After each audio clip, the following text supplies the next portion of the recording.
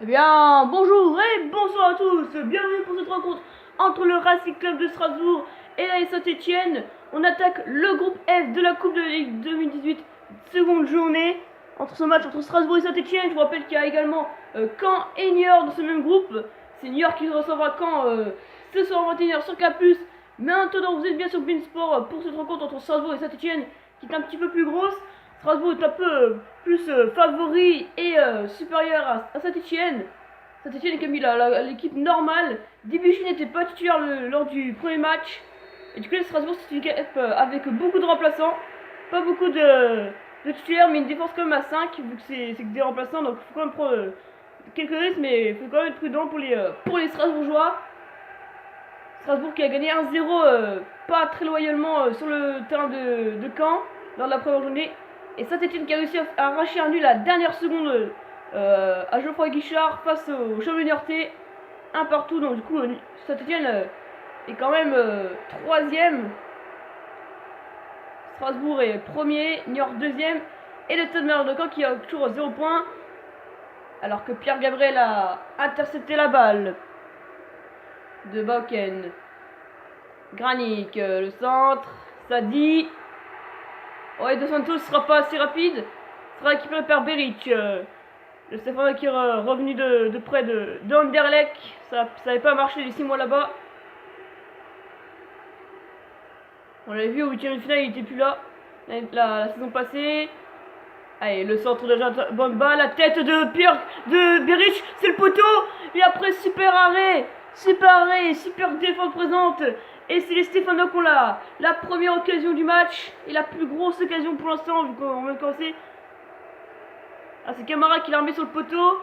Et après, Mangan qui l'a mis en corner. Donc il y aura un corner pour les Stéphanois à suivre. Après 20 minutes de jeu, déjà c'est déjà assez chaud là. Allez, Debuchy, l'international français qui vient d'être sélectionné pour France-Russie et... non, France-Colombie et Russie-France. En même temps, c'est normal, il joue super bien. Allez, Debuchy à nouveau. Avec... ouh, c'était peut-être pas passé loin encore une fois. Des Stéphanois dominants dans cette première demi-heure de jeu. Il y a déjà au moins 3 ou 4 tirs en faveur des Stéphanois. Allez, il faut réagir. On est à la Méno, c'est chez eux, il faut réagir. Tout le public est là pour eux. Il n'y a pas tardé à faire nuit. On a encore un petit peu de rayon de soleil ici en Alsace. Mais il ne devrait pas tarder à faire nuit. Avec le Camara, Endur, Liénard, Sadi, avec le Liénard, qui peut-être pas... Si, passe. Ah, il n'aura pas réussi à faire 3 joueurs sur 3, il n'en a fait que 2. Paro était sur son passage. Avec Rémi Cabella, le joueur prêté par Marseille. BH qui va bien conserver cette balle. Mais la défense est trop forte. Avec Koné qui dégage le ballon. Debuchy. Selnea.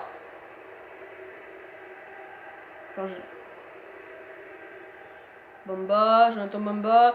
C'est récupéré par Mangan. Avec Liénard. Il est tout seul, Liénard. Il tente une frappe, mais ça servait à rien. Oh si, Ruffier qui l'a, Moulin qui l'a pratiquement, qui a eu du mal. Hein. Elle aurait pu finir au fond. Et quelle frappe de Liénard, dis donc, qu'on n'avait pas beaucoup des comme ça. Alors qu'on s'approche tout doucement de la mi-temps. Avec Georges Pomentep, l'ancien joueur de Wasbourg et l'ancien René pour le centre juste avant la mi-temps. Avec Beric, il est tout seul face à Camara. Et comment il rate ça? Mais de toute manière, il est hors jeu. L'arbitre vient de siffler, l'arbitre... il était hors jeu. Oh, dommage, parce que là, je sais pas comment il a raté ça. Ça fait déjà 2 grosses occasions, Beric. Bon, malheureusement, celle-là ne comptera pas. Mais je sais pas comment il a fait pour rater. Et on en restera là à la mi-temps, 0-0 à la mi-temps entre le Racing Club de Strasbourg et la Saint-Etienne. Des Stéphanois dominateurs, on voit qu'ils sont plus chauds que la saison passée. En même temps, ils ont un meilleur groupe que la saison passée. L'année dernière, ils avaient Monaco dans leur groupe, donc ça les aide pas forcément. Voilà, donc les Stéphanois assez dominants. Strasbourg qui a juste eu la frappe de Liénard qui aurait pu finir au fond. Mais Moulin, c'était trop fort pour lui, il l'a relâché. Bon. Malheureusement, il y a ni Sadi ni Bauken qui pouvait récupérer cette balle, alors que la seconde mi-temps a déjà repris ici à la Méno. Il fait de plus en plus nuit, à la fin du match il fera complètement nuit je pense. Mais bon, c'est pas la question, c'est pas le le plus important du match. De toute manière, l'éclairage est présent. L'ambiance est présente en tout cas. Mais c'est les Strasbourgeois qui, pour l'instant, qui sont pas très chauds. Allez, avec Perrin. Pierre Gabriel. Pierre Gabriel pour Georges Palantep. Pierre Gabriel. Ils font faire tourner pour l'instant, je pense, les Stéphanois. Ntep sur le côté gauche. Vraiment, la vitesse de Ntep. Berici tout seul au centre. Ntep, il la donne pas. Oh, il a voulu tirer. Mais quelle erreur. Quelle erreur de Georges Ntep. Beric, il était tout seul. Il était tout seul. Ah, peut-être qu'il avait peur qu'il était en jeu. Mais regardez. Mais Beric, regardez bien. Au centre. Beric était tout seul devant le but. Et voilà. Beric, je pense qu'il aurait pu déjà faire un petit triplé. Mais bon. Alors que les Stéphanois vont effectuer leur premier changement. Et c'est Bamba qui est remplacé par Amouma. Bon, personnellement, je préfère Jonathan Bamba, mais bon. Voilà, c'est le champ d'entraîneur, déboucher la frappe.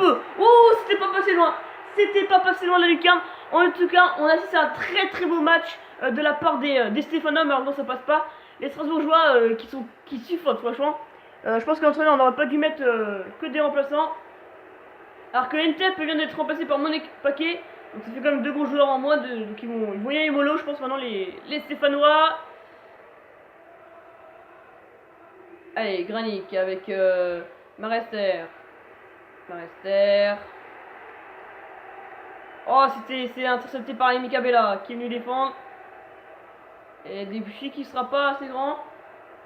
Ce sera une touche pour les Strasbourgeois avec Endur.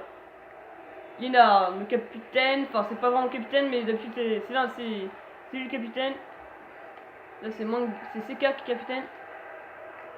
Oh, la super passe interceptée avec Bauken. La frappe de Bauken sera contrée. C'est les Strasbourgeois qui commencent à se réveiller à 20 minutes de la fin. Oh, il y a une petite faute de Rémi Cabella, je suis pas sûr. Moulin, il est sous pression. Attention, Moulin n'est plus dans ses cages. Et l'ouverture de score. L'ouverture de score pour le Racing Club de Strasbourg. Et c'est Liénard qui vient ouvrir le score. Évidemment, il n'y avait que lui. Et là, les Stéphanois qui dominent. Et c'est une petite erreur de Moulin.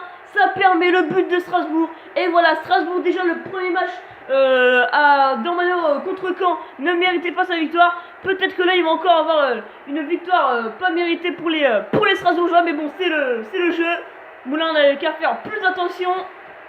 Franchement, ça se fait quand vous dominez autant et au final, vous allez peut-être perdre là-dessus, ça se fait pas. Alors que Beric vient d'être remplacé par Tanan. Donc Tanan, c'est pas du tout un attaquant central. Donc on va voir comment il va évoluer en attaque centrale, mais ça risque de pas être très beau à voir. Et on dirait que c'est un film d'horreur. Du côté de Strasbourg, c'est Nuno Dacosta, l'ancien Barcelona qui rentre. Et Blaillac qui rentre, Abel Saadi. Donc ça fait déjà 2 gros joueurs. Donc on espère qu'ils... Sur ça, à mon avis, il veut mettre le deuxième but pour vite se rassurer. Voilà, les changements effectués par l'entraîneur alsacien. Enfin non, il n'est pas alsacien, mais voilà, vous avez compris quoi. Par le club de la date.